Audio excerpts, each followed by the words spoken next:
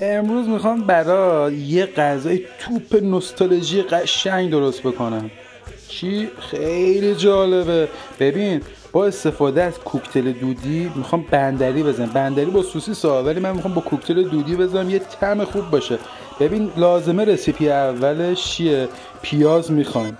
پیاز خلالی شکل باید به صورت دایره‌ای بزنی، اینجوری که تو فیلم داره میبینی، همراه با سیر. ببین خیلی قشنگ و خوشمزه میشه.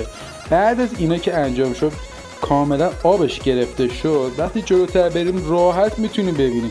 ببین، یه چیزی میخوام بهت بگم.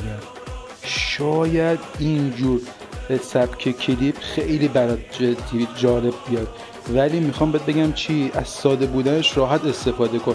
ببین، ما اینجا زردچوبه میخوایم. وقتی میبینی زردچوبه من ریختم، نمک ریختم، بعد آویشند ریختم، در کنار اون روغن ریختم. اگر دوست داشتی با روغن زیتون بزن. من با روغن زیتون دارم سرخش میکنم. بعد اینکه آبش تبخیر شد، آبش که تبخیر شد، میای چیکار میکنی؟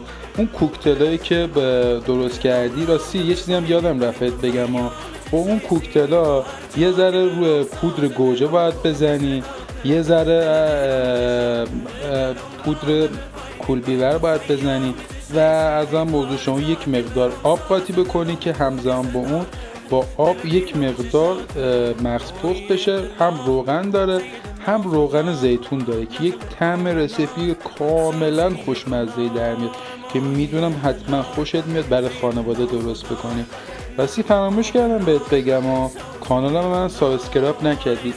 اگه دوست داشتی این رسیپی رو، حتما کانال من رو سابسکرایب کن، با کامنت های قشنگت، با لایک های قشنگت بهم امید بده برای ساختن دوباره. ببین، پودر گوجه که اضافه کردیم با پودر کولبیور، یک مقدارم روی رب گوجه اینجا زدم که ببین طعمشو نگاه، رنگشو نگاه کن، اصلا ببین با همه چی بازی میکنه، با لبت بازی میکنه، با چشات بازی میکنه.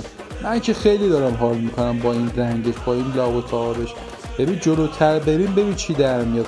ما تخم مرغ هم نیاز داریم. ما هم میتونیم تخم مرغ با هم دیگه مخلوط کنیم، هم میتونیم جداگونه بذاریم. من چون ذائقه خانواده خودم میدونم، تصمیم گرفتم اینا رو جداتر، ببخشید گیر کردم، جداتر با هم دیگه مخلوط کنیم. ببین تخم مرغ من اینجوری زدم، اصلا یه چیز جالبی. اینجا من یه دستیار داشتم برای کمک کردنش، زنده داشتم اومد این وسط شروع کرد کمک کردن به من، ولی دستش درد نکنه، خیلی جالب کارو جمع کرد، اومد کمک من و یه بار دوش سنگینی هم از من برداشت. ببین لاک نداره، خیلی عالیه، همه چی عالی. ببین اینم که آخر انتهاشه که یه سری جالب، یه آویشن ریخ اون رو با پودر پونه قاطی کرد که یک طعم تخم مرغ خیلی جالب بشه.